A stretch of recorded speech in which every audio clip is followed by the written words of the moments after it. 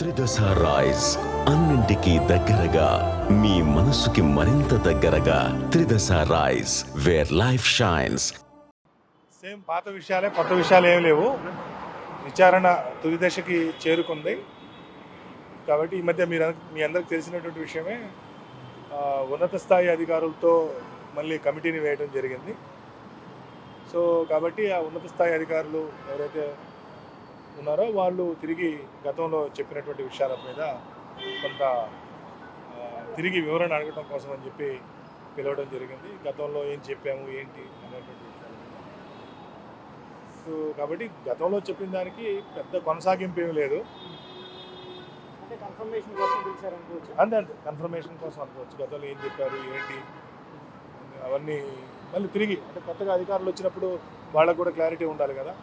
That ప్రధాన ముద్దాయిని మీ అందరికీ తెలుసు, నిన్నటి వరకు ప్రధాన ముద్దాయిని విచారించారు కాబట్టి ప్రధాన ముద్దాయి చెప్పినటువంటి విషయాలు ఏమో ఉంటాయి కదా, వాటితో క్రాస్ చెక్ చేసుకోవటము. సో దీంట్లో ఉండేటువంటి అలాంటి సాక్షులందరినీ కూడా, ముఖ్యమైనటువంటి సాక్షులు మళ్ళీ పిలిచే అవకాశం ఉన్నట్లుంది. అందుకోసం నిన్న రమ్మన్నారు. నేను బయట ఉండడంతో రాలేకపోయాను. ఈరోజు వచ్చేసి నాకు తెలిసినటువంటి విషయాల్ని షేర్ చేసుకోవడం జరిగింది. మళ్ళీ పిలుస్తూ ఉన్నారు. ఈ వారం రోజుల్లోనే మళ్ళీ పిలుస్తాము. అంటే ఆల్రెడీ నేను గతంలోనే చెప్పున్నాను కాబట్టి ఏం జరిగింది ఏంటి అనేటువంటిది వాటితో క్రాస్ చెక్ చేసుకున్నారు. సో నాకు తెలియని విషయాలు కూడా చాలా. సో ఎందుకంటే బేసిక్గా డిపార్ట్మెంటు డేటా మన ముందర పెడితే కానీ మనకు కూడా అర్థం కాదు కదా, మన ఫోన్ ఎప్పుడు ట్యాప్ అయింది, ఎవరితో మాట్లాడినటువంటి విషయాలు ట్యాప్ అయినాయి అనేటువంటిది. సో వాళ్ళు ఆ డేటా అంతా నా ముందర పెట్టడం జరిగింది. వాస్తవాలు చెప్పారు. అవునండి, నేను వీరితో మాట్లాడిన మాట వాస్తవమే. ఇప్పుడు మీ పోలీసులు చెప్తున్న దాన్ని బట్టి మీ ఫోన్ ఎప్పటి నుంచి ట్యాప్ అవుతుంది సార్? అంటే వాళ్ళ దగ్గర కూడా మొత్తం డేటా లేదు కదా. వాళ్ళ దగ్గర కూడా మొత్తం డేటా లేదు నాకు చెప్పడానికి. సరే, నాకు 2020 నుండి నా ఫోన్ ట్యాప్ అవుతున్నట్టు నాకు అనిపించింది.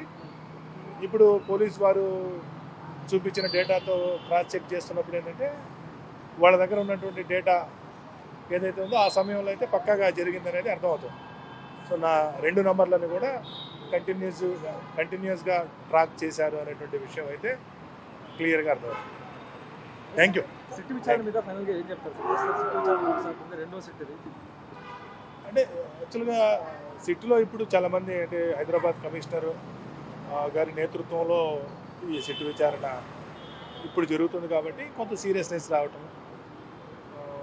గతంలో ఏంటంటే ఆ స్థాయి అధికారులు లేరు కాబట్టి కొద్ది మందిని విచారించడానికి ఇబ్బంది పడినట్టున్నారు. ఇప్పుడు ఉన్నత స్థాయి అధికారులు ఉన్నారు కాబట్టి అందరినీ పిలిచి విచారిస్తున్నారు. బహుశా ఇదంతా అయిపోయిన తర్వాత ఛార్జ్ షీట్ లాంటిది ఏదైనా వేస్తారేమో.